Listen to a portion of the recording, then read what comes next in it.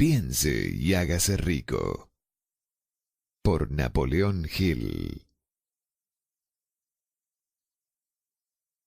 Enseñando por primera vez la famosa fórmula de Andrew Carnegie para ganar dinero basada en los probados 13 pasos para lograr hacerse rico. Organizado durante 25 años de investigación, en colaboración con más de 500 hombres distinguidos de grandes riquezas, quienes probaron mediante sus propios resultados que esta filosofía es aplicable. ¿Qué es lo que más desea?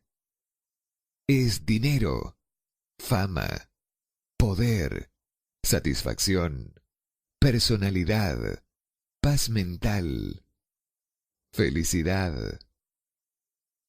Los 13 pasos para lograr hacerse rico, descritos en este libro, ofrecen la más concisa y confiable filosofía para alcanzar el logro personal nunca antes presentada, para beneficio del hombre o mujer que está buscando un objetivo final en su vida. Antes de empezar el libro, se beneficiará en gran parte si usted reconoce el hecho de que este no fue escrito para entretener. Usted no puede asimilar el contenido en forma adecuada en una semana o un mes.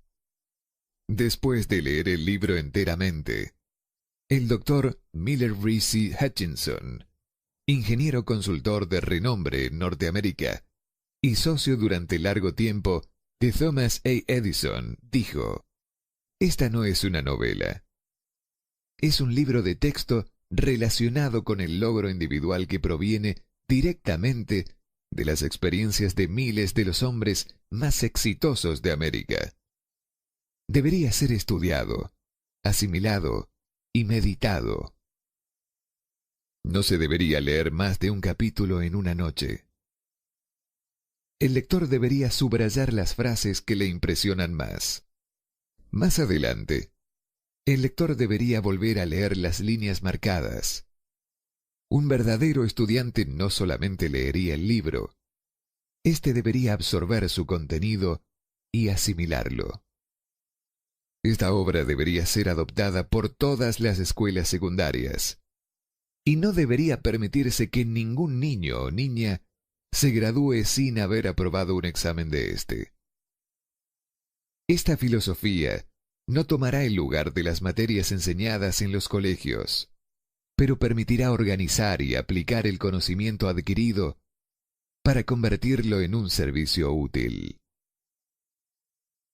El Dr. John R. Turner, decano del Colegio de la Ciudad de Nueva York, después de haber leído este libro, dijo: "El mejor ejemplo de la profundidad de esta filosofía es su propio hijo, Blair, cuya historia dramática ha sido relatada en el capítulo sobre el deseo". El Dr. Turner ha hecho referencia al hijo del autor, quien nació sin la capacidad auditiva normal, y quien no solamente evitó convertirse en un sordomudo, sino que convirtió su discapacidad en un recurso invalorable al aplicar la filosofía descrita aquí.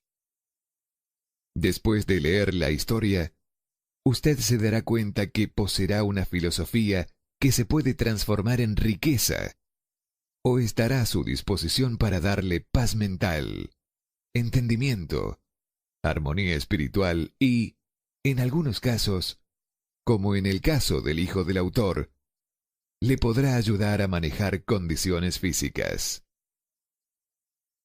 El autor descubrió, a través de analizar personalmente miles de hombres exitosos, que todos ellos adoptaron el hábito de intercambiar ideas, mediante lo que comúnmente se denomina conferencias. Cuando tuvieron problemas que debían ser resueltos, se sentaban juntos y hablaban libremente hasta que descubrían, por su contribución conjunta de ideas, un plan que podría servir a su propósito.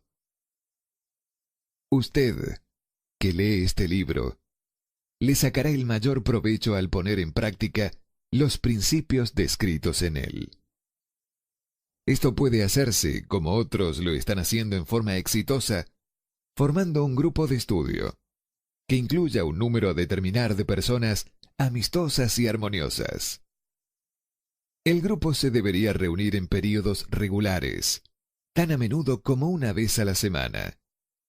El procedimiento debería consistir en leer un capítulo del libro en cada reunión, después del cual el contenido del capítulo debería ser discutido libremente por todos sus miembros.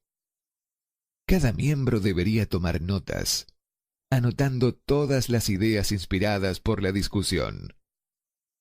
Cada miembro debería leer y analizar detalladamente cada capítulo varios días antes de su lectura abierta y discusión conjunta en el grupo. La lectura en el grupo debería ser hecha por una persona que lea bien y entienda cómo dar realce y sentimiento a la lectura. Al seguir este plan, cada lector obtendrá de sus páginas no solamente la suma total del mejor conocimiento organizado de las experiencias de miles de hombres exitosos, sino que, todavía más importante, lo conectará a nuevas fuentes de conocimiento en su propia mente, y también adquirirá conocimiento de un valor incalculable de cada otra persona que está presente en la reunión. Si usted sigue este plan persistentemente, puede tener casi absoluta certeza que descubrirá y logrará adquirir la fórmula secreta por medio de la que Andrew Carnegie obtuvo su enorme fortuna, como se mencionó en la introducción del autor. Tributos al autor, de grandes líderes americanos. Piense y hágase rico. Demoró 25 años en concretarse. Su trabajo y escritura han sido alabados por grandes líderes del mundo de las finanzas, la educación, la política y el gobierno. Corte Suprema de Washington, D.C., en Estados Unidos. Estimado señor Hill, he tenido la oportunidad de terminar de leer sus libros de texto de éxito y me gustaría expresar mi apreciación por el espléndido trabajo realizado en la organización de esta filosofía. Sería muy útil si cada político en el país asimilara y pusiera en práctica los 17 principios en los que están basadas sus enseñanzas. Contiene cierto material de muy alta calidad que cada líder en cualquier área de la vida debería comprender. Estoy contento de haber tenido el privilegio de darle un poco de ayuda en la organización de este espléndido curso de filosofía del sentido común. Atentamente, el expresidente y ex jefe de justicia de los Estados Unidos. Rey de las tiendas de 5 y 10 centavos. Al aplicar muchos de los 17 principios de la filosofía del éxito, hemos construido una gran cadena de prósperas tiendas. Presumo que no sería una exageración si digo que el edificio Woolworth podría correctamente considerarse como un monumento a la solidez de estos principios. F. W. Woolworth, un gran magnate de buques a vapor. Me siento fuertemente endeudado por el privilegio de haber leído su filosofía del éxito. Si es que hubiera tenido esta filosofía hace 50 años atrás, supongo que podría haber logrado lo que he realizado en la mitad del tiempo. Sinceramente, deseo que el mundo la descubra y se recompense con ella. Robert Dollar, líder sindical americano famoso. Dominar la filosofía de la ley del éxito es el equivalente a una póliza de seguros contra el fracaso. Samuel Gompers, un expresidente de los Estados Unidos. No puedo más que felicitarlo por su tenacidad. Cualquier hombre que le dedique tanto tiempo a una tarea de este tipo debe, por necesidad, hacer descubrimientos de gran valor para los demás. Estoy profundamente impresionado por su interpretación de los principios que usted ha descrito de manera tan clara. Woodrow Wilson. Un comerciante. Sé que sus 17 principios de éxito son legítimos, porque los he estado aplicando en mi negocio durante más de 30 años. John Wanamaker. El más grande fabricante de cámaras del mundo. Sé que usted está mejorando el mundo con su ley del éxito. No me importaría fijarle un valor monetario a esta capacitación, porque le entrega al estudiante cualidades que no pueden ser medidas solo por el dinero. George Eastman. Un jefe de negocios conocido nacionalmente. Todo éxito que he alcanzado se lo debo íntegramente a la aplicación de sus 17 principios de la ley del éxito. Yo creo tener el honor de ser su primer estudiante. W.M. Wrigley, Jr. Prefacio del editor norteamericano. Este libro transmite la experiencia de más de 500 hombres de gran fortuna, que comenzaron de cero para obtener riquezas, excepto pensamientos, ideas y planes organizados. Aquí usted tiene toda la filosofía para ganar dinero, tal como fue organizada por los logros de los hombres más exitosos conocidos en Norteamérica durante el siglo XX. Describe qué hacer y también cómo hacerlo. Presenta completas instrucciones sobre cómo vender sus servicios personales. Entrega un sistema perfecto de autoanálisis que le revelará fácilmente cuál ha sido el obstáculo entre usted y el dinero en el pasado. Describe la famosa fórmula de logro personal de Andrew Carnegie, por medio de la cual él acumuló cientos de millones de dólares y que hizo millonarios a los hombres a quienes les contó su secreto. Quizás usted no necesita todo lo que se encuentra en este libro. Ninguno de los 500 hombres, cuyas experiencias están descritas aquí, lo necesitaba. Pero puede ser que usted sí lo necesite. Una idea, plan o sugerencia para llevarlo hacia su meta. En alguna parte de este libro, usted encontrará este estímulo. El libro fue inspirado por Andrew Carnegie, después que hiciera sus millones y se retirara. Fue redactado por el hombre al que Carnegie le divulgó el asombroso secreto de su riqueza. El mismo hombre al que 500 hombres de grandes fortunas le revelaron la fuente de sus riquezas.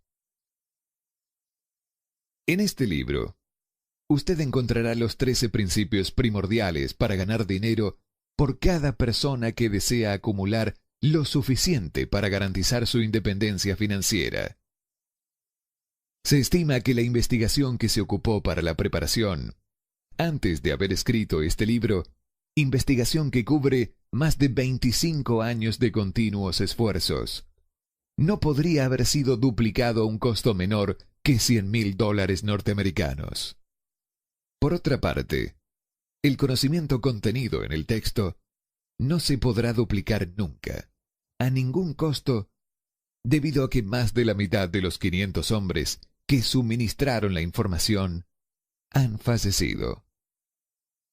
Las riquezas no siempre pueden medirse en dinero. Hay grandes tesoros en las amistades duraderas, la armonía en las relaciones familiares, la simpatía y la comprensión entre las personas, y en la armonía interna que da la paz interior. Todos ellos valores mensurables en un plano más bien espiritual.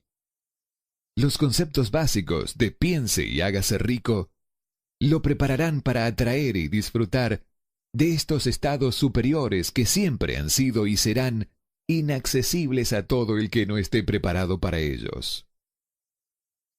Cuando comience a poner en práctica los principios de piense y hágase rico, esté preparado para una existencia diferente, en la que no solo las dificultades y tensiones se suavizarán, sino que estará predispuesto a la acumulación de riquezas en abundancia. El editor. Prefacio del autor. En cada capítulo de este libro se revela el secreto que ha hecho fortunas para cientos de hombres extraordinariamente ricos, a quienes he analizado de manera exhaustiva durante muchísimos años. El secreto me lo señaló Andrew Carnegie hace más de medio siglo. El viejo escocés, sagaz y encantador, me lo entregó cuando yo era apenas un niño. Luego se sentó en la silla, con un asomo de alegría en la mirada, y me miró detenidamente para ver si yo había comprendido el significado cabal de lo que me acababa de decir. Al ver que yo había captado la idea, me preguntó si estaría dispuesto a pasarme 20 años o más preparándome para ofrecérselo al mundo, a hombres y mujeres que, sin esa información, podían llevar una vida de fracasos. Le respondí que sí, y con la ayuda del señor Carnegie, he mantenido mi promesa. Este libro contiene ese secreto, comprobado por centenares de personas de casi todas las clases sociales. Fue idea del señor Carnegie que esta fórmula mágica que le proporcionó una fortuna espléndida debía ponerse al alcance de quienes no tienen tiempo para investigar cómo ganan los hombres el dinero. Y fue su deseo que yo pusiera a prueba y demostrara la eficacia de la fórmula a través de la experiencia de hombres y mujeres de todas las esferas. Él opinaba que la fórmula debía enseñarse en todo establecimiento educacional, y expresaba la opinión de que, si fuese enseñada de manera óptima, revolucionaría el sistema educativo al punto de que el tiempo que pasamos en la escuela se vería reducido a menos de la mitad. Su experiencia con Charles M. Schwab y otros hombres jóvenes del mismo tipo que el señor Schwab convencieron a Carnegie que la mayoría de lo que enseñan en los colegios carece de valor en relación con la manera de ganarse la vida o acumular riqueza. Llegó a esta conclusión debido a que él ha llevado a su negocio un joven después del otro, muchos de ellos con poca educación, y al adiestrarlos en el uso de esta fórmula, desarrolló en ellos un raro liderazgo. Por otra parte, sus enseñanzas dejaron fortunas para cada uno de ellos que siguió sus instrucciones.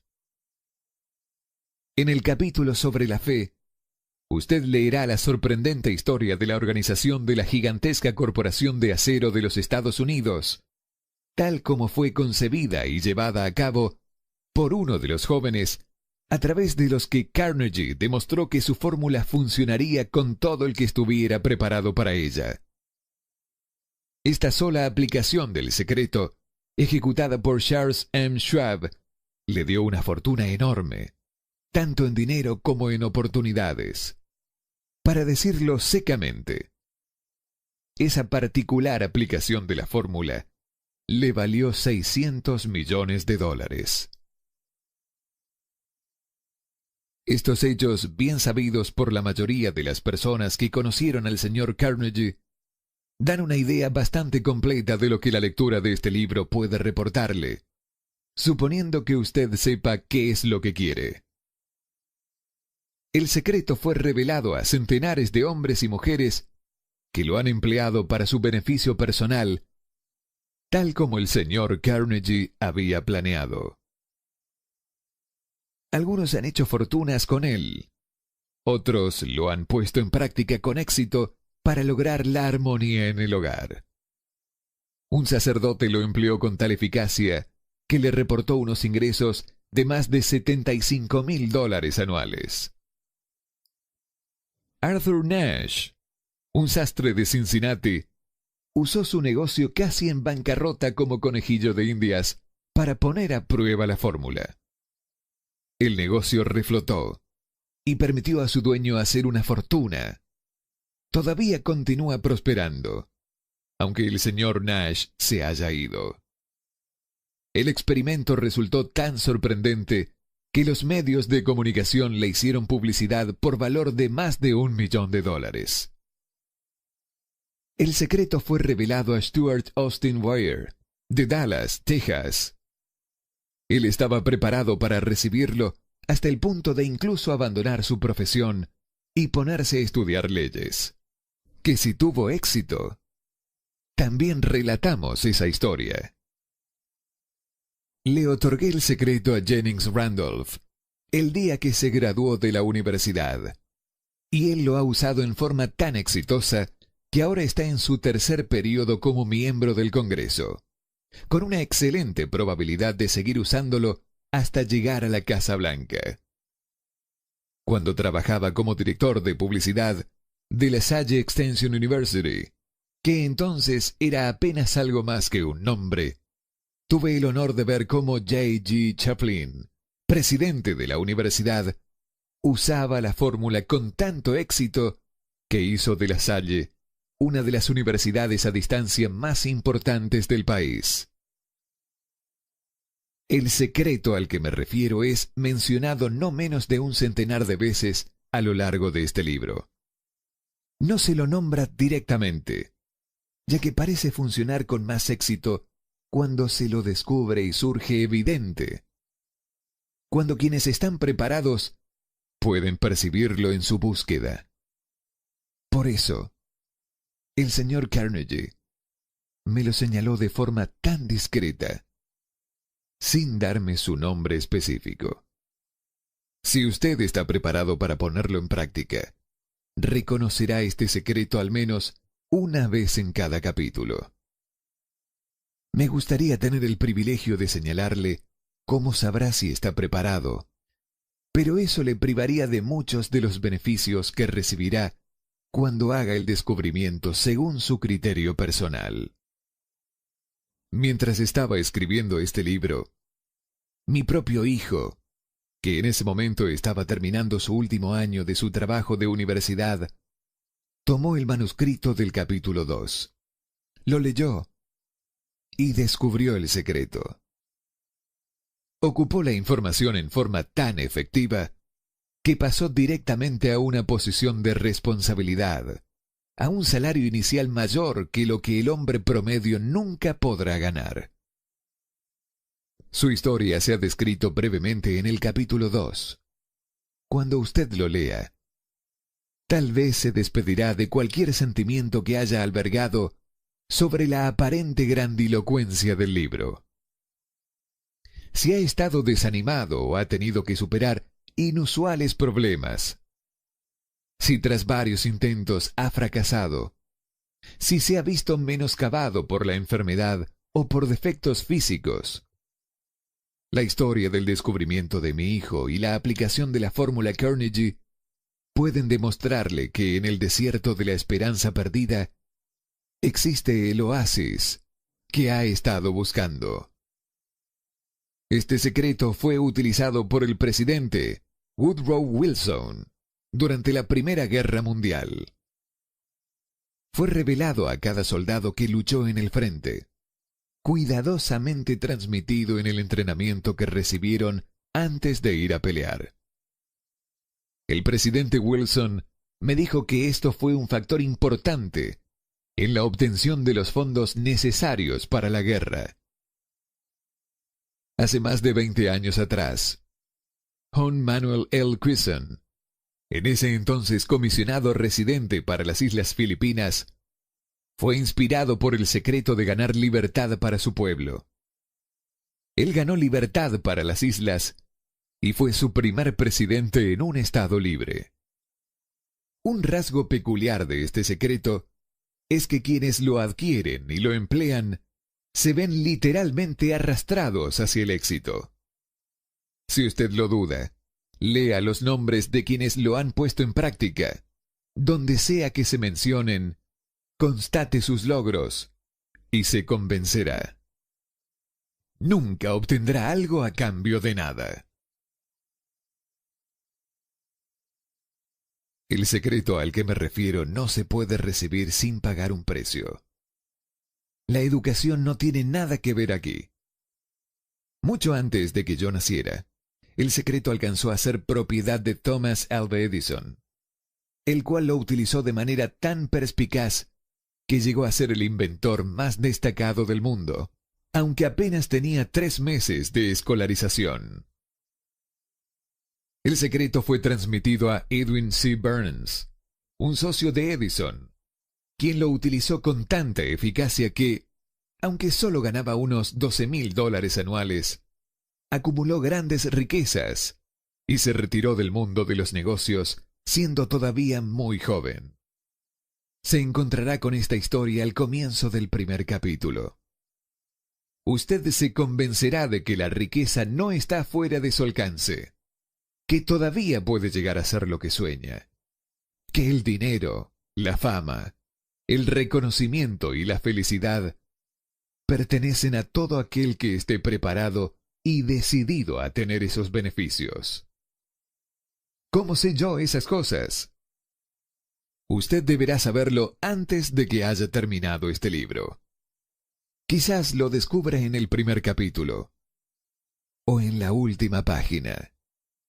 Mientras llevaba a cabo una tarea de 20 años de investigación, con la que me había comprometido a instancias del señor Carnegie, analicé a centenares de hombres famosos, y muchos de ellos admitieron que habían acumulado sus vastas fortunas mediante la ayuda del secreto de Carnegie.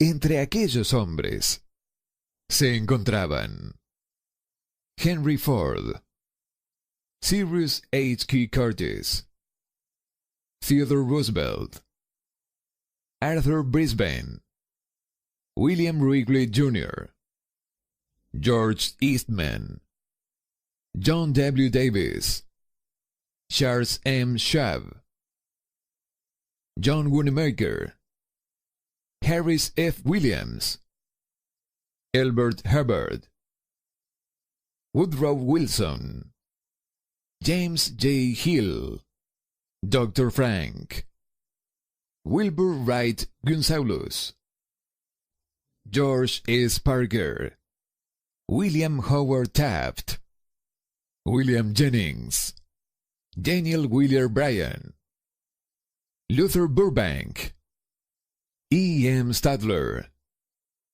King Gillette, Dr. David Starr, Edward W. Buck Jordan, Arthur Nash, F. W. Woolworth, Senador Jennings, Stuart Austin, Randolph Weir, Clarence Darrow, Ralph A. Weeks, Henry L. Doherty, Frank A. Munsey, J. Ogden Armour, Juez, Daniel T. Wright, Elbert H. Gary, Coronel Robert A., John D. Rockefeller, Dr. Alexander Dollar, Dr. Frank Crane, Graham Bell, Edward A. Phelan, Thomas A. Edison, George M. Alexander, John H. Patterson, Edwin C. Burns, Frank A. Vanderlip, J. G. Chaplin, Julius Rosenwald. Estos nombres representan apenas una pequeña parte de los centenares de estadounidenses renombrados cuyos logros, sean financieros o de otra índole, demuestran que quienes entienden y aplican el secreto de Carnegie logran posiciones elevadas en la vida. No he conocido a alguien que, inspirado por el secreto, no alcanzara un éxito notable en el campo de su elección. Jamás conocí a ninguna persona distinguida, ni que acumulara riquezas de ninguna índole, que no estuviese en conocimiento del secreto. A partir de estos dos hechos, he llegado a la conclusión de que el secreto es más importante, como parte del conocimiento esencial para la autodeterminación, que cualquier otro concepto que uno reciba por medio de lo que se conoce como educación. En todo caso, ¿qué es la educación? Esto ha quedado explicado con todo detalle. En relación a la enseñanza, muchos de estos hombres tuvieron muy poca. John Wanamaker me contó una vez que con la poca educación con la que partió, él logró adquirir su fortuna de la misma forma como una locomotora moderna carga agua, al vaciarla a medida que funciona. Henry Ford nunca llegó a la enseñanza media, menos a la universidad. Yo no estoy intentando disminuir el valor de la educación formal, pero sí estoy tratando de expresar mi creencia de que aquellos que dominan y aplican el secreto llegarán a altas posiciones, acumularán riquezas y negociarán con la vida bajo sus propios términos, incluso si su enseñanza ha sido escasa. En alguna sección del libro, a medida que vaya leyéndolo, el secreto al cual me refiero resaltará en la página y se tornará evidente ante usted, si está preparado para ello. Cuando aparezca, lo reconocerá. Tanto si capta la señal en el primero o en el último capítulo. Deténgase un momento cuando se le presente y celébrelo, porque esa ocasión representará el hito más importante de su existencia. Ahora pasamos al capítulo 1 y a la historia de mi querido amigo, que generosamente ha reconocido haber visto la señal mística y cuyos logros comerciales son evidencia suficiente. A medida que lea su historia, así como la de otros, recuerde que ellas tratan sobre los importantes problemas de la vida y la experiencia de las personas que surgen de un intento por ganarse la vida, encontrar la esperanza, coraje, satisfacción y paz mental, acumular riquezas y disfrutar de la libertad de cuerpo y espíritu. Recuerde, a medida que avance en la lectura, que todo esto tiene que ver con hechos y no con ficción, y que su propósito consiste en transmitir una gran verdad universal mediante la cual quienes estén preparados podrán enterarse de qué hacer y cómo hacerlo. También recibirán el estímulo necesario para dar el primer paso. Como recomendación final de preparación antes de que empiece el primer capítulo, puedo ofrecerle una breve sugerencia que tal vez le dé una clave para reconocer el secreto de Carnegie. Esta es: todo logro, toda riqueza ganada, tiene su principio en una idea. Si usted está preparado para el secreto, ya posee la mitad. Por lo tanto, reconocerá la otra mitad con facilidad en el momento en que lo acepte su mente. El autor. Capítulo 1. Introducción. El hombre que pensó en la manera de asociarse con Thomas A. Edison. Desde luego, los pensamientos son cosas muy poderosas, cuando se combinan con la exactitud del objetivo, la perseverancia y un imperioso deseo de convertirlas en capital o en otros objetos materiales. Hace algunos años, Edwin C. Burns descubrió que los hombres que realmente piensan se hacen ricos. Su descubrimiento no surgió repentinamente, sino que fue apareciendo poco a poco, empezando por un ferviente deseo de llegar a ser socio del gran Edison.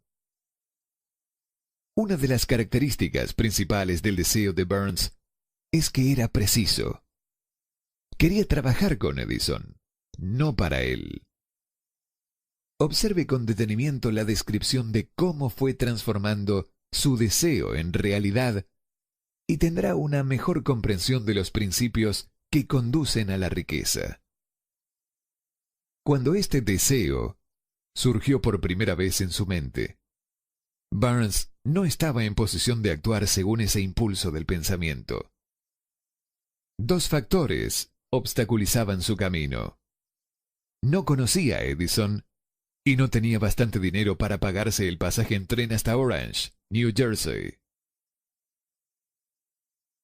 Estas dificultades hubieran bastado para desanimar a la mayoría de los hombres en el intento de llevar a cabo su anhelo. Pero el suyo no era un deseo ordinario. Él estaba tan determinado a encontrar una forma de llevar a cabo su sueño que finalmente decidió viajar en un tren de carga en lugar de fracasar.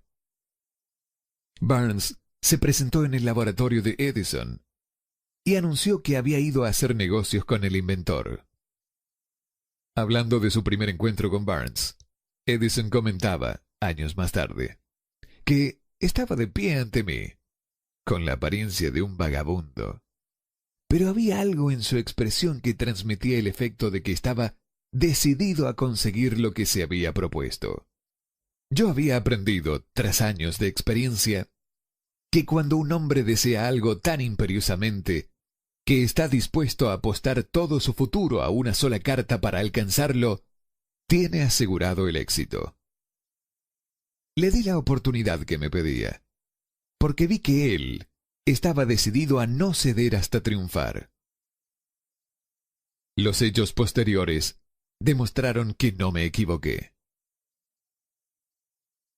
No podía haber sido el aspecto del joven lo que le proporcionara su comienzo en el despacho de Edison, ya que ello estaba definitivamente en su contra. Lo importante era lo que él pensaba. Si el significado de esta afirmación se podría llevar a cada persona que la lee, no habría necesidad del recordatorio de este libro. Burns no consiguió su asociación con Edison en su primera entrevista.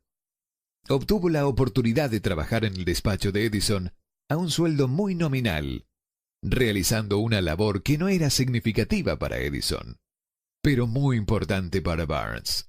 Esto porque le daba una oportunidad de mostrar su mercancía, donde su prospecto socio podría verlo. Transcurrieron los meses. En apariencia, nada había sucedido que se aproximase al codiciado objetivo que Burns tenía en mente como su propósito inicial y preciso.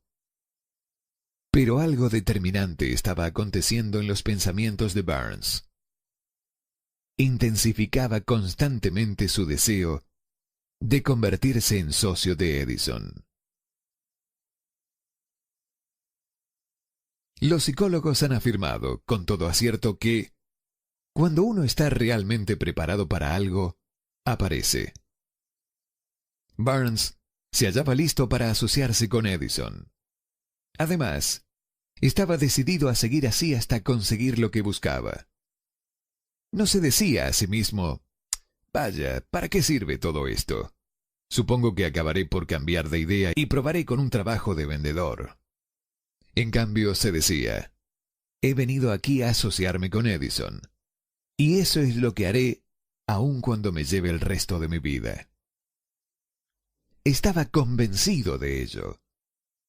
¿Qué historia tan diferente contarían los hombres si adoptaran un propósito definido y mantuvieran ese propósito hasta que el tiempo lo convirtiese en una obsesión?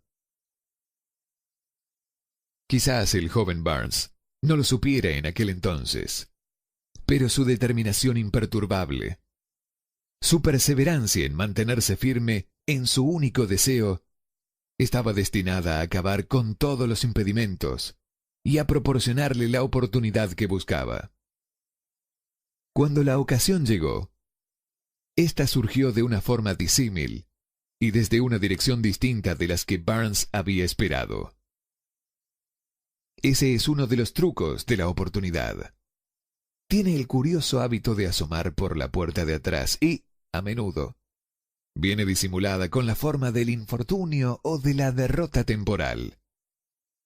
Tal vez por eso hay tanta gente que no consigue reconocerla.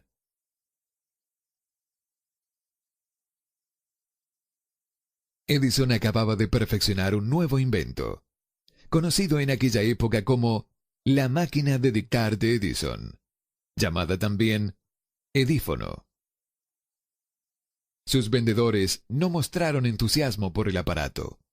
No confiaban en que se pudiera vender fácilmente.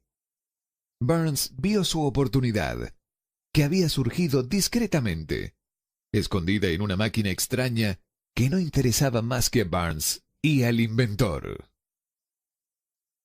Barnes supo que podría comercializar el artefacto de Edison. Se lo sugirió a este y, de inmediato, obtuvo su oportunidad. Vendió la máquina. En realidad, lo hizo con tanto éxito que Edison le dio un contrato para distribuirla y venderla por todo el país. A partir de aquella asociación surgió el eslogan «Hecho por Edison» e instalado por Barnes. La alianza comercial ha funcionado por más de 30 años. A partir de este acuerdo, Barnes se hizo millonario, pero también consiguió algo mucho más importante. Demostró que uno, realmente, puede pensar y hacerse rico. No tengo manera de saber cuánto dinero en efectivo reportó a Barnes su deseo. Tal vez fueran 2 o 3 millones de dólares, pero la cantidad, cualquiera que sea, se torna insignificante cuando se la compara con la posesión que adquirió en forma de conocimiento definido de que un impulso intangible se puede convertir en ganancias concretas por medio de la aplicación de principios conocidos. Barnes literalmente se pensó en asociación con el gran Edison. Se pensó dueño de una fortuna. No tenía con qué empezar, excepto la capacidad de saber lo que quería y la determinación de permanecer fiel a ese deseo hasta haberlo alcanzado. No tenía dinero para empezar. Tenía poca educación. No tenía influencias, pero sí tenía iniciativa, fe y deseo de ganar. Con estas fuerzas intangibles, se transformó en el número 1, como el inventor más grande que jamás ha vivido. Ahora veamos una situación completamente diferente y estudiemos un hombre que tuvo una total evidencia tangible de riqueza, pero la perdió, debido a que se detuvo 3 pies antes de llegar a la meta que estaba persiguiendo. A 1 metro del oro. Una de las causas más comunes del fracaso es el hábito de abandonar cuando uno se ve preso de un fracaso temporal. Todos son culpables de este error en un momento u otro. Un tío de R.B. Derby se vio ilusionado con la fiebre del oro, en los días en que era una condición endémica. Se fue al oeste a cavar para hacerse rico. No sabía que se ha sacado más oro de los pensamientos de las personas que de la tierra. Obtuvo una licencia y se fue a trabajar con el pico y la pala. El camino era dificultoso, pero su deseo de oro era categórico. Después de varios meses de trabajo, obtuvo la recompensa de descubrir una veta de brillante mineral. Necesitaba maquinaria para extraer el elemento. Con discreción, cubrió la mina, volvió sobre sus pasos a su hogar en Williamsburg, Maryland, y les contó a sus parientes y a algunos vecinos del hallazgo. Todos reunieron el dinero necesario para la maquinaria y la enviaron a la mina. Derby y su tío volvieron a trabajar en ella. Extrajeron el primer carro de mineral y lo mandaron a un fundidor. Las utilidades demostraron que poseían una de las minas más ricas de Colorado. Con unos pocos carros más de mineral, saldarían todas las deudas. Entonces empezarían a ganar dinero en grande. Hacia abajo fueron los taladros. Muy altos llegaron las esperanzas de Darby y de su tío. Entonces ocurrió algo. La veta de oro desapareció. Habían llegado al final del arco iris y la olla de oro no estaba allí. Perforaron en un desesperado intento por encontrar la veta nuevamente, pero fue en vano. Finalmente, acordaron abandonar. Vendieron la maquinaria a un chatarrero por unos pocos cientos de dólares y tomaron el tren de vuelta a casa. El chatarrero llamó a un ingeniero en minas para que observara la mina e hiciera una inspección. El ingeniero informó que el proyecto había fracasado porque los dueños no estaban familiarizados con las vetas falsas. Sus cálculos indicaban que la veta reaparecería a 1 metro de donde los Darby habían dejado de perforar. Allí fue exactamente donde fue hallada. El chatarrero extrajo millones de dólares en oro de aquella mina porque supo buscar el asesoramiento de un experto antes de renunciar. La mayor parte del dinero que entró en el mecanismo fue adquirida a través de los esfuerzos de Earl U. Darby, que en ese entonces era un hombre muy joven. El dinero vino de sus parientes y vecinos, debido a la fe que le tenían. Él devolvió cada dólar de este, a pesar de que le tardó muchos años. Tiempo después, Darby se recuperó sobradamente de su pérdida, cuando descubrió que el deseo se puede transmutar en oro. Eso le ocurrió después de que entrara en el negocio de la venta de seguros de vida.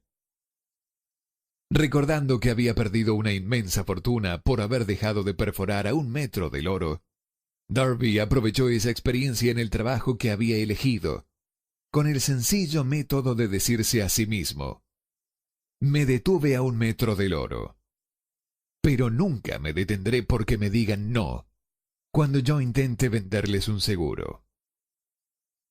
Darby se convirtió en uno de los pocos hombres que venden $1 millón anuales en seguros. Su perseverancia se la debía a la lección que había obtenido de su deserción en el negocio de la minería. Antes de que el éxito aparezca en la vida de cualquier persona, es seguro que éste se encontrará con muchas frustraciones temporales y tal vez con algún fracaso. Cuando la frustración se adueña del hombre, lo más fácil y lógico que puede hacerse es retirarse. Es lo que la mayoría hace. Más de 500 de los hombres más prósperos que han conocido los Estados Unidos le dijeron al autor que sus mayores éxitos surgieron un paso más allá del punto en que la frustración se había apoderado de ellos. El fracaso es un patrañero con un mordaz sentido de la ironía y la malicia.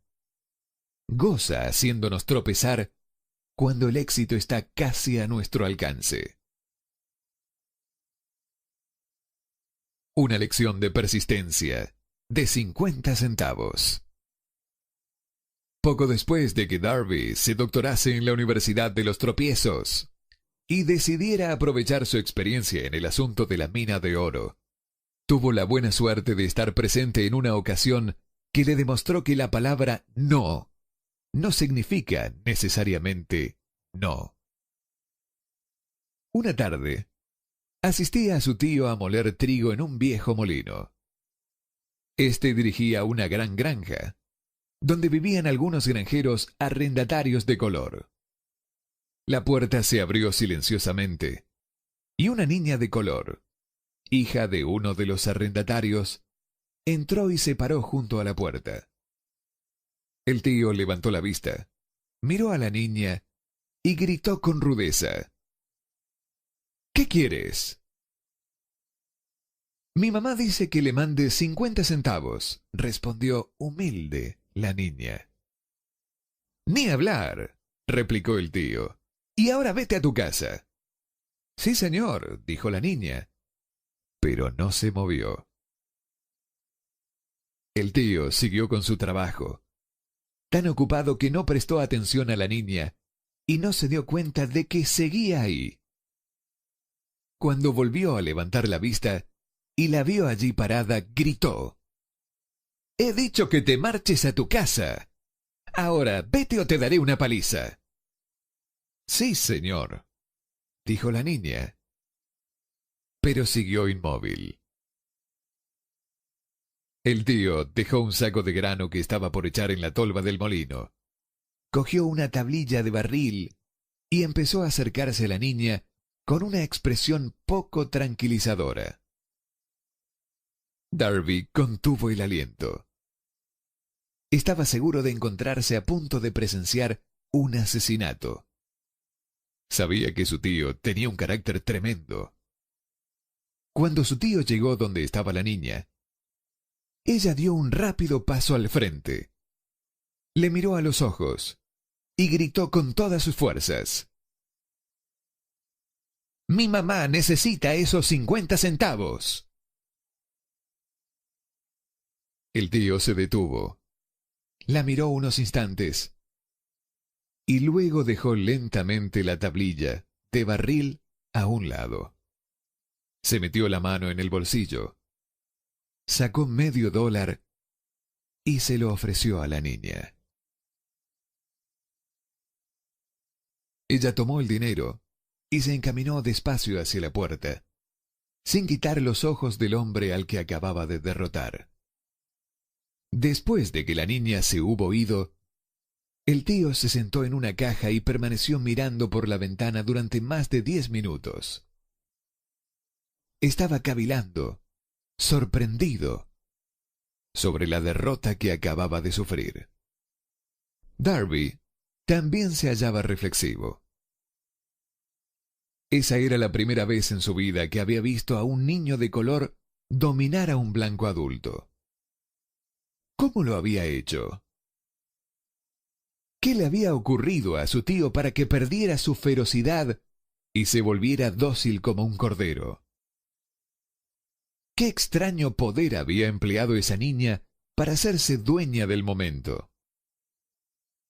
Estas y otras preguntas similares llenaban la mente de Darby, pero no halló las respuestas hasta muchos años después, cuando me relató la historia.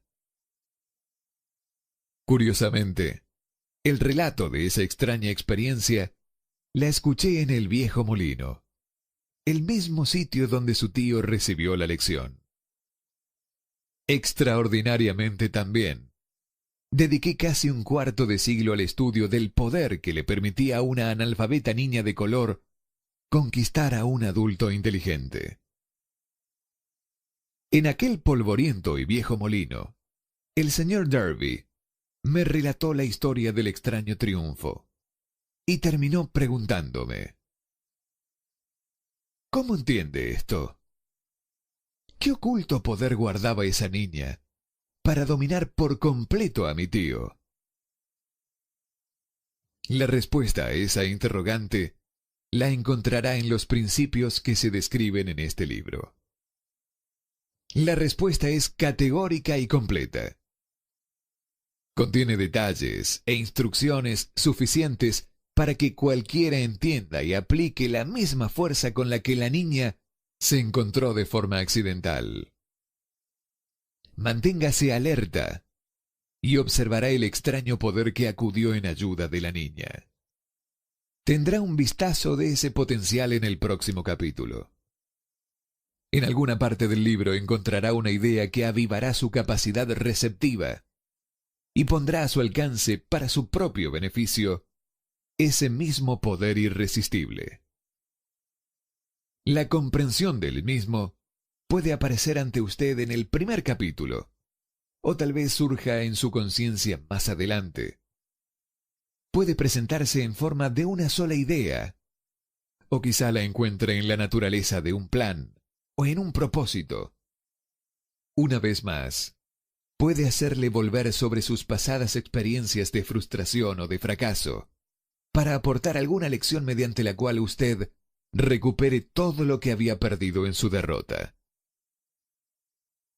Después de haberle explicado al señor Darby el poder que la niña de color había empleado, quizás sin saberlo, él repasó de inmediato sus 30 años de experiencia en la venta de seguros de vida y estuvo francamente de acuerdo en que su éxito en ese campo se debía, en gran parte, a la lección que había aprendido de la muchacha.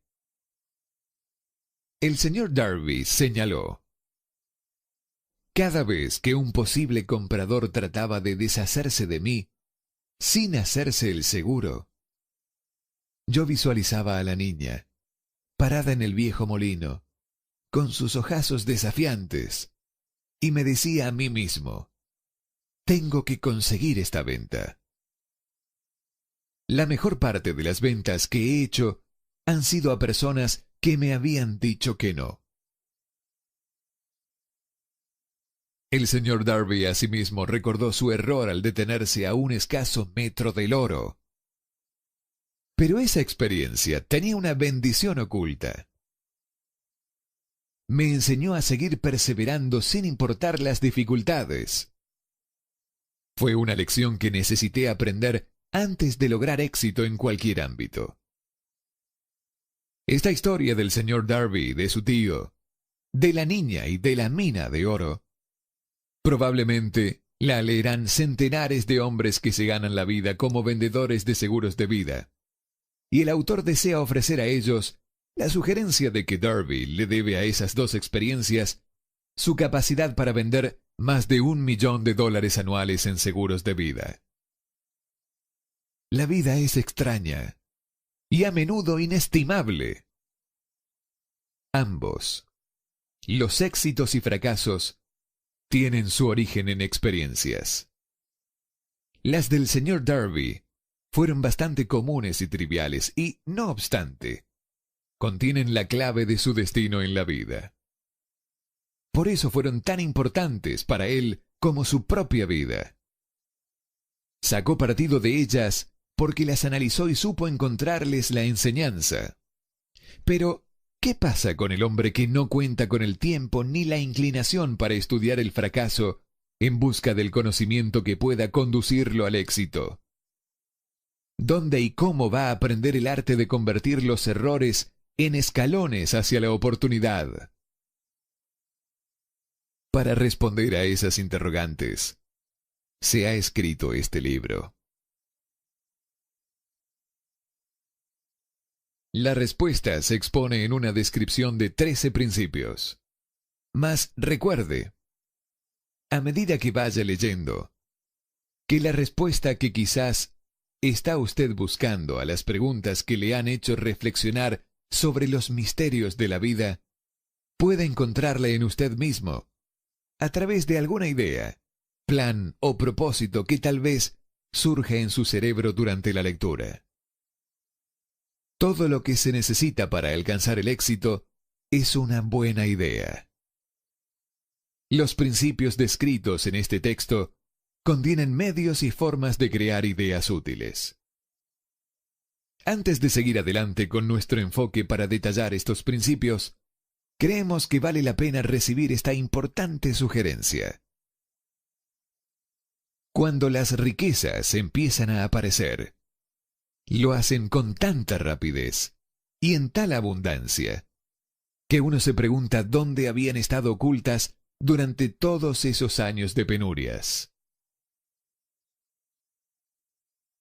Esta es una afirmación asombrosa, y tanto más si tenemos en cuenta la creencia popular de que la fortuna premia solo a quienes trabajan mucho durante demasiado tiempo. Cuando usted comience a pensar y a hacerse rico, observará que la riqueza surge de un estado mental, con un propósito determinado, con poco trabajo duro o sin trabajo duro alguno. Usted o cualquier otra persona puede estar interesado en saber cómo adquirir ese estado mental que atraerá la riqueza. He pasado 25 años investigando, analizando a más de 25.000 personas. Porque también yo quería saber cómo los ricos llegan a ser ricos. Sin esa investigación, este libro no podría haber sido escrito. Deténgase aquí en una verdad muy significativa. La depresión financiera de 1929 continuó registrando un récord de destrucción, hasta que un tiempo después llegó al poder el presidente Roosevelt. Luego, la depresión fue desapareciendo. Al igual que cuando un eléctrico en un teatro enciende las luces tan gradualmente que la oscuridad se hace luz antes que usted se percate de ello. Así lo hizo el período del miedo en las mentes de las personas, que gradualmente se desvaneció y se convirtió en fe. Observe con gran atención, tan pronto como domine los principios de esta manera de pensar, y empiece a seguir las instrucciones para aplicar esos principios, que su nivel económico empezará a aumentar, y que todo lo que usted toque comenzará a transmutarse en haberes para su propio beneficio. ¿Imposible? De ninguna manera. Una de las mayores debilidades de la especie humana es la típica familiaridad del hombre con la palabra imposible. Él conoce todas las reglas que no darán resultado. Sabe todas las cosas que no pueden hacerse. Este libro se escribió para quienes buscan las reglas que han hecho de otras personas de provecho y están dispuestos a jugárselo todo con esas reglas. Hace muchos años, compré un fino diccionario.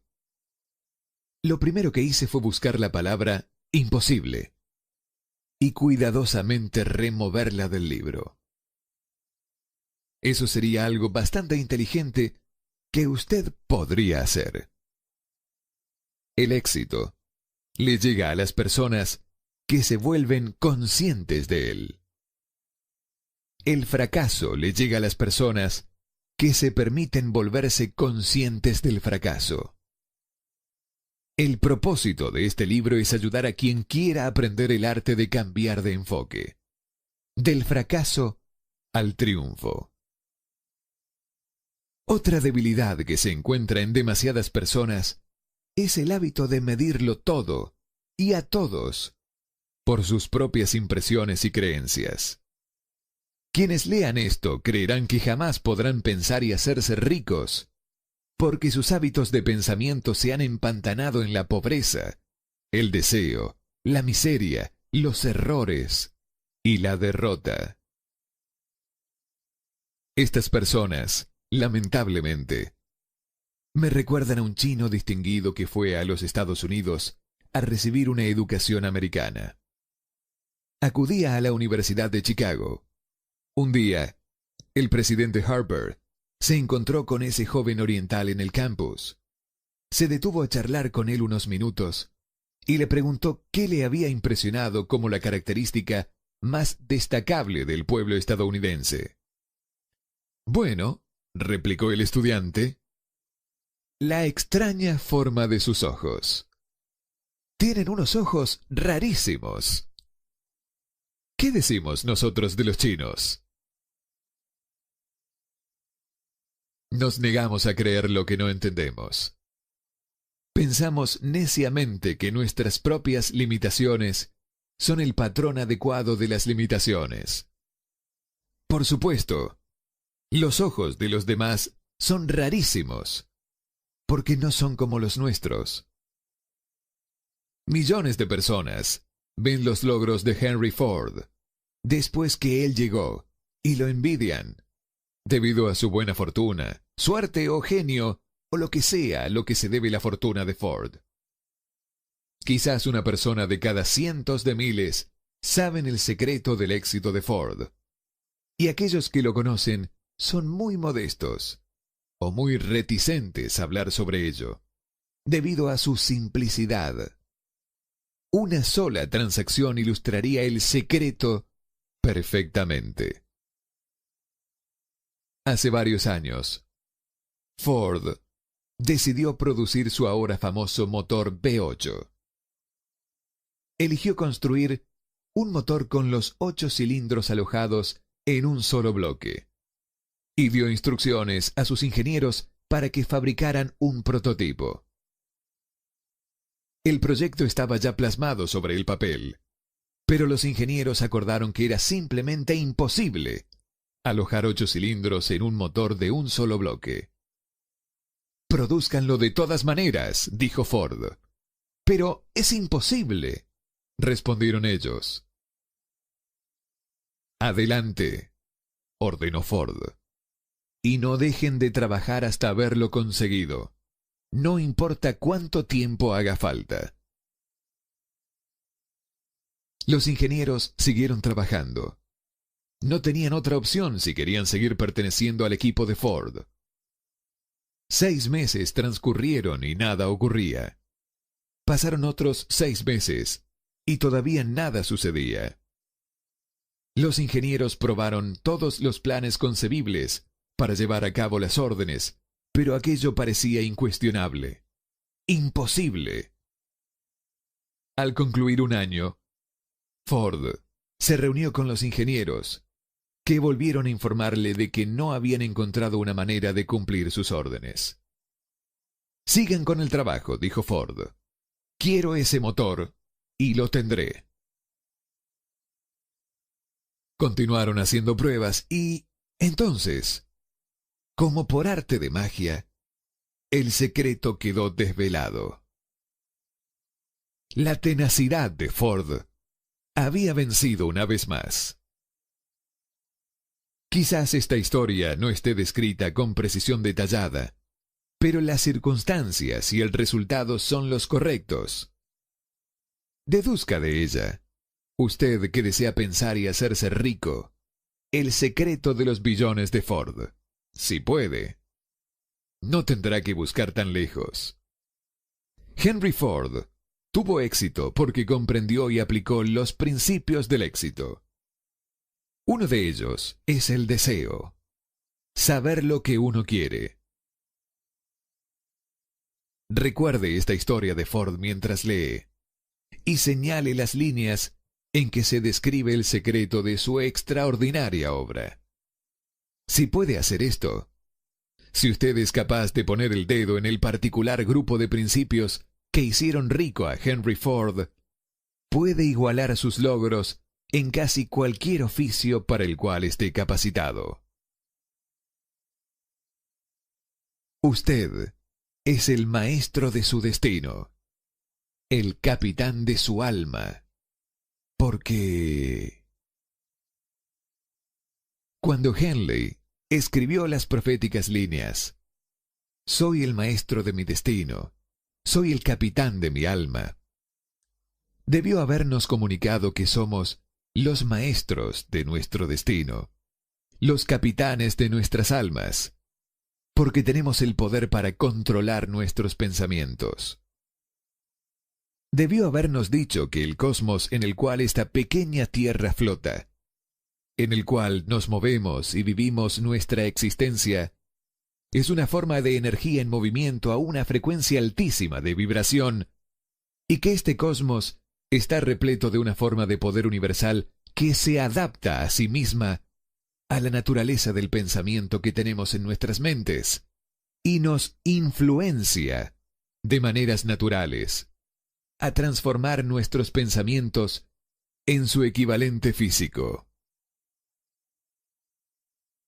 Si el poeta nos hubiese enseñado esta gran verdad, hubiésemos sabido por qué somos los maestros de nuestro destino, los capitanes de nuestras almas. Él nos debería haber indicado, poniendo gran énfasis, que este poder no intenta discriminar entre los pensamientos destructivos y constructivos que nos urgen a traducir en realidad física los pensamientos de pobreza, tan rápidamente como nos influencian a actuar sobre nuestros pensamientos de riqueza. Debería habernos enseñado, también, que nuestros cerebros se vuelven magnetizados con los pensamientos que dominan nuestras mentes por mecanismos que no conoce el ser humano. Estos magnetos nos atraen a las fuerzas, personas y circunstancias de la vida que están en equilibrio con la naturaleza de nuestros pensamientos predominantes.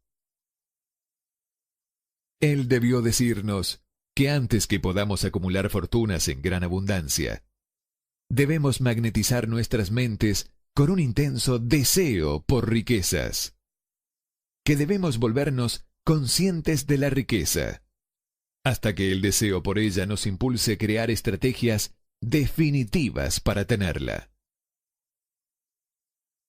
Pero al ser un poeta y no un filósofo, Henley se conformó señalando una gran verdad en forma poética, dejando que sus seguidores interpreten el contenido filosófico de estas líneas. Poco a poco, la verdad ha ido desvelándose, hasta que ahora parece cierto que los principios descritos en este libro contienen el secreto del dominio sobre nuestro destino económico. Ahora estamos listos para examinar el primero de estos principios. Mantenga usted un espíritu de apertura mental y recuerde mientras lee que estos principios no son invento de hombre alguno. Estos fueron acumulados de la experiencia de vida de más de 500 hombres que realmente acumularon grandes riquezas en cantidades descomunales. Hombres que comenzaron en la pobreza, con poca educación y sin influencias. Los principios funcionaron para estos hombres. Usted puede ponerlos a funcionar por su propio beneficio permanentemente. Verá cuán fácil es. Antes de leer el siguiente capítulo, quiero señalar que este transmite información verdadera que podría fácilmente cambiar su destino financiero, como definitivamente ha traído cambios de impresionantes proporciones para dos personas descritas.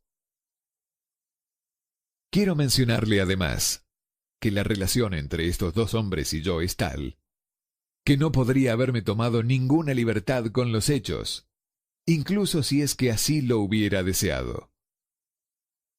Uno de ellos ha sido mi amigo personal por más de 25 años. El otro es mi propio hijo.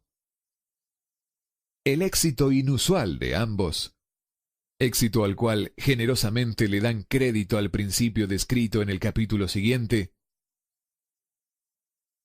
éxito al cual generosamente le dan crédito al principio descrito en el capítulo siguiente, es una justificación más que suficiente a esta referencia personal como un medio de destacar el poder de este principio. Hace más de 25 años, pronuncié un discurso en la ceremonia de graduación en el Salem College en Salem, Virginia Oeste. Enfaticé el principio detallado en el capítulo siguiente con tanta pasión que uno de los miembros de la clase que se graduaba se apropió del mismo, haciéndolo parte de su filosofía de vida. Este hombre es hoy parte del Congreso y un elemento importante para la presente administración de Franklin D. Roosevelt. Justo antes de que este libro fuera entregado al editor, él me escribió una carta en la que expresa claramente su opinión sobre el principio delineado en el capítulo siguiente. Decidí publicar su carta como introducción a dicho capítulo. Esta entrega una idea de los beneficios que le aguardan. Estimado Napoleón, mi servicio como miembro del Congreso me ha entregado una visión más profunda sobre los problemas de hombres y mujeres. Estoy escribiendo para ofrecer una sugerencia que puede ser de ayuda a millares de personas. Con disculpas, debo asegurar que el consejo, si se actúa de acuerdo a él, significará varios años de trabajo y responsabilidad para usted.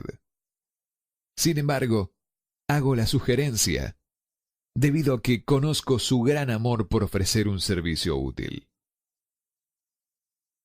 En 1922, usted pronunció un discurso en la ceremonia de graduación en el Salm College, fecha en la cual yo era miembro de dicha clase. En aquel discurso, usted sembró en mi mente una idea que ha sido responsable de la oportunidad que yo tengo ahora de servir a la gente de mi patria y que será responsable, en gran medida, de cualquier éxito que pueda lograr en el futuro. La sugerencia que tengo en mente es que usted ponga en un libro lo más importante del discurso que pronunció en la Universidad de Salem, para, de esta forma, darle a los ciudadanos de América una oportunidad de beneficiarse por sus muchos años de experiencia y asociación con los hombres que, por su grandeza, han hecho de América la nación más rica del planeta. Recuerdo como si fuese ayer la maravillosa descripción que entregó del método con el cual Henry Ford, con muy pocos estudios, sin $1, sin amigos influyentes, ascendió a grandes alturas. Entonces, decidí, incluso antes de que usted hubiera acabado su discurso, que me haría un lugar en la vida, sin que importara cuántas penurias tuviera que afrontar. Miles de jóvenes terminarán sus estudios universitarios este año. Y en los años venideros, cada uno de ellos estará buscando un mensaje tan alentador como el que yo recibí de usted. Querrán saber dónde ir, qué hacer, cómo lanzarse a la vida. Usted puede decírselo, porque ha ayudado a resolver los problemas de muchas personas.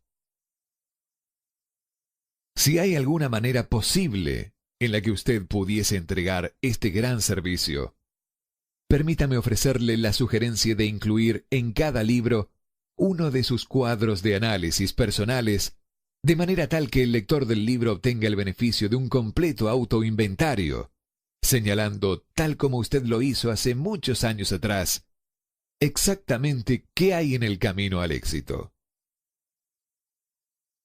Un servicio como este proveería a los lectores una imagen completa e imparcial de sus defectos y virtudes. Significaría para ellos la diferencia entre el éxito y el fracaso. El servicio sería invaluable. Millones de personas están encarando ahora el problema de volver atrás, debido a la depresión. Y hablo por experiencia personal cuando digo que conozco que estas personas formales le darán la bienvenida a la oportunidad de contar sus problemas y de recibir sus sugerencias en busca de una salida. Usted conoce los problemas de quienes enfrentan la necesidad de comenzar desde cero. Existen miles de personas, hoy, en América, que quisieran saber cómo pueden convertir sus ideas en dinero.